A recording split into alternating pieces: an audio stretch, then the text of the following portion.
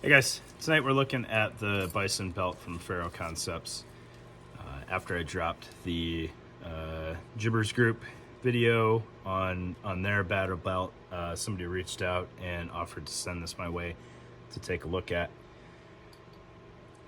Haven't really had to worry about sizing just by accident on things before.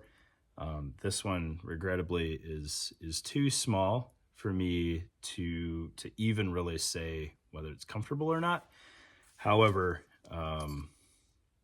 most of what I do is try to show you guys what you're getting, right? Sometimes with some experience on the specific item, a lot of times on the general concept. So I do want to put it out there. No bias, right? I didn't buy this thing; it wasn't given to me. However, I can't wear this correctly. It's a small medium, which is also interesting. Medium I typically have good luck with, but because it's small as well, it is just too small. So let's get it on the table and take a look at it. I don't have anything going into this against the Bison belt. It just came out, if I remember correctly, after the Axle Eclipse, and the Eclipse won me over as a Tigris belt, so I never had a strong desire to try this thing in the first place. But we'll get it on the table, take a look at it. Definitely some really cool construction on here. I'm a fan of it. It has a neat aesthetic to it as well, and I've always been a fan of Ferro, going back to at least 2011, 2013 is when I made the largest Ferro order that I know that I've made. So let's get on the table, take a look.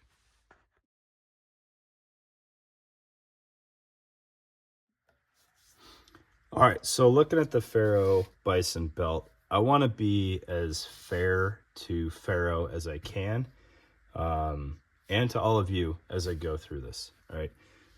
The reason I say that is because this belt has been around for a while now, and I think we've gotten to the point where we're a little bit spoiled in our options on belts. So this may have been, I may have liked this more right when it came out than I do now because of some of the other options that are on the market. So belts like the Axle Eclipse are a very close one-to-one competitor with this. And then you've got belts like the Pale Horse Concepts belt, which is just phenomenal in the way that it's put together and the way that it interfaces with kind of everything else going on. And then you've got, people keep tweaking the designs, and the belt market is just getting better and better, sometimes in larger leaps than others. So keep that in mind, that like we're kind of looking backwards when we look at this belt, and I don't want you to hold that against Ferro, right? Like if you've got one of these belts, it's probably meeting your needs and doing a very good job of that. If you don't have one of these belts, keep in mind there are probably better options out there now. Price may change a little bit, right? I don't know.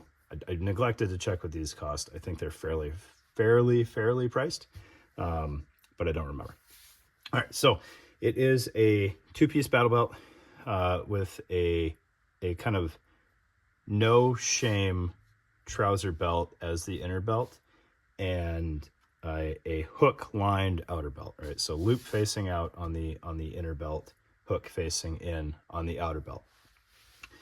The inner belt is very, very, very straightforward.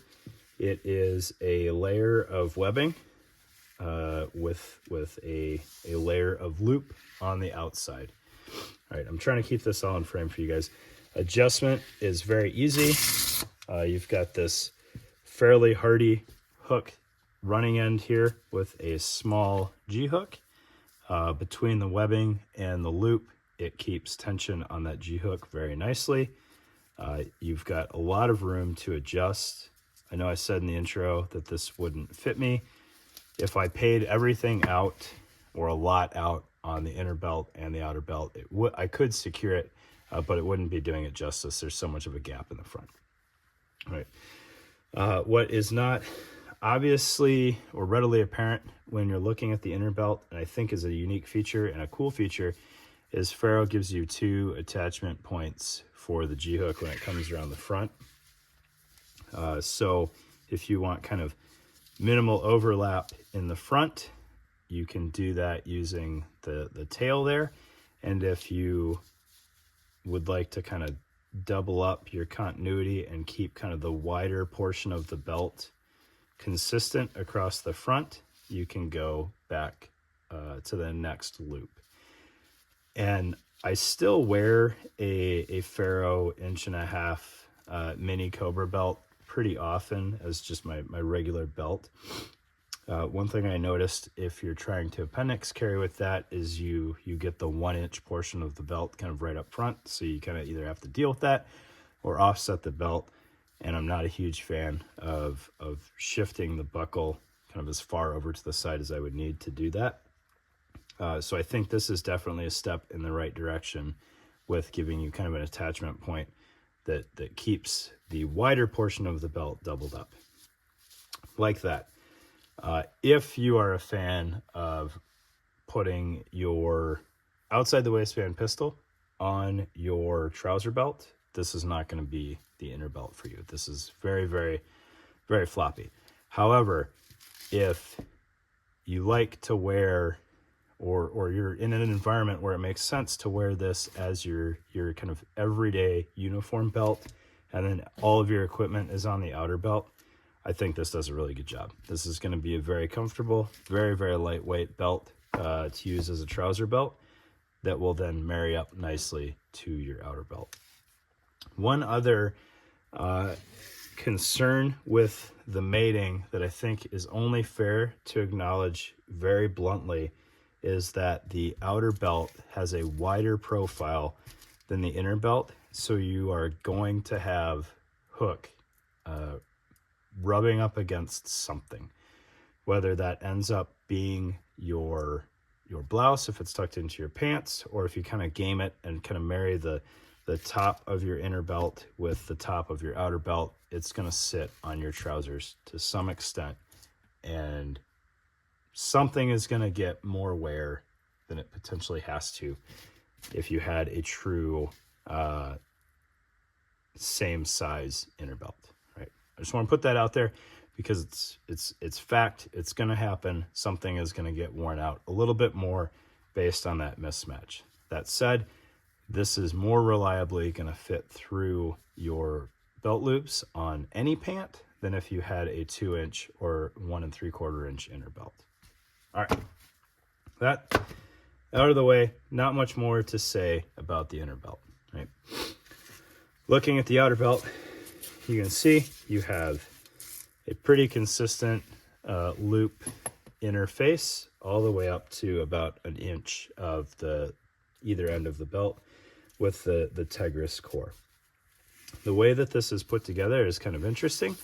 Your PALS interface is done with bias tape, folded over bias tape, and it's kind of a running loop. I'm not sure how well that's going to show up there, but the folded bias tape just wraps around behind your kind of inner webbing core, and then the free end ends up being tucked into the Tegris and tacked down over here.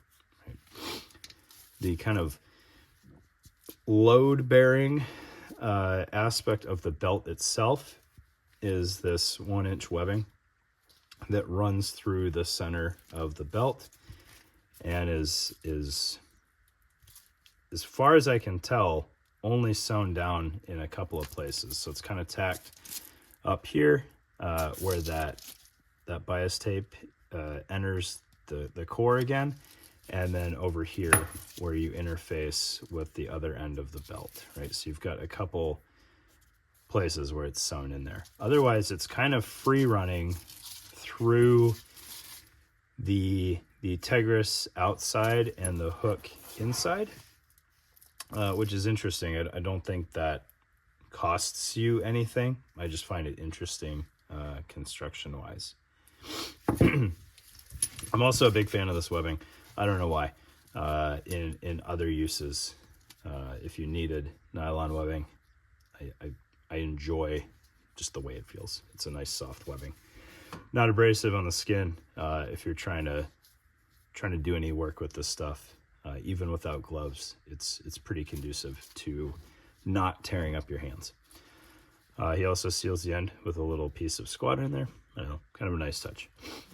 The buckle is a smaller Cobra buckle, which, you know, Cobra buckles themselves are rated.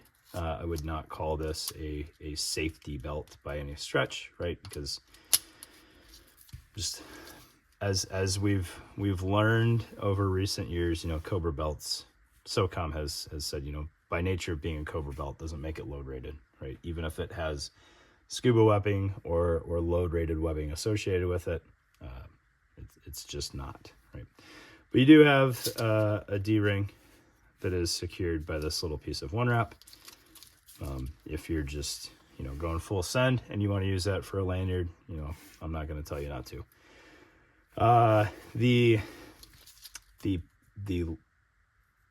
The weight bearing portion of the belt, right, for pouch attachment is just on the bias tape. It doesn't actually use the Tegris for pouch mounting, which is kind of different from the GBRS belt, which came out very shortly after this and looked very heavily influenced by this. So it's interesting to see the difference in construction there. I don't know that one way is necessarily better than the other.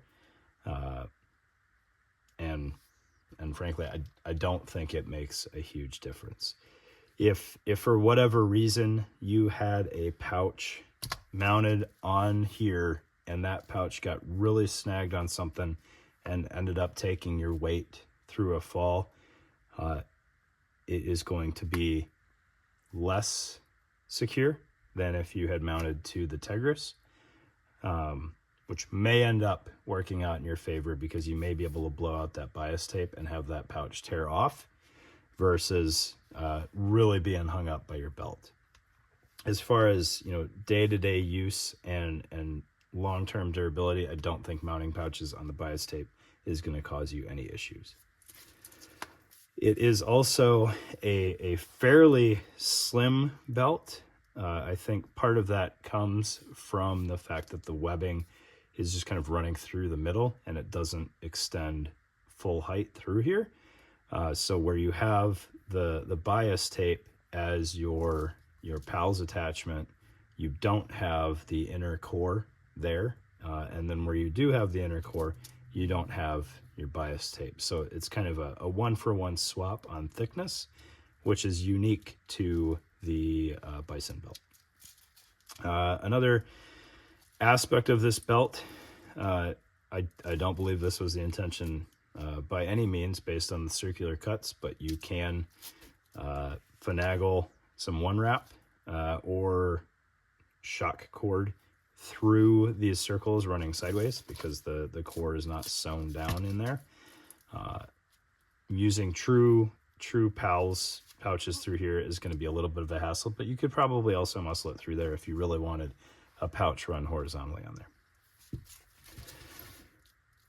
There's not a lot else to say about the belt, right? You have the benefit of the Tegris being a little bit thinner than your scuba webbing while maintaining the vertical strength, right, and kind of the lateral strength there.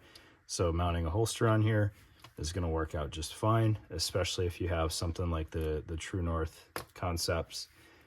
It being a fairly thin belt, you're going to have good luck kind of encapsulating the whole belt in the holster adapter, and then you don't necessarily need to line it up with the webbing.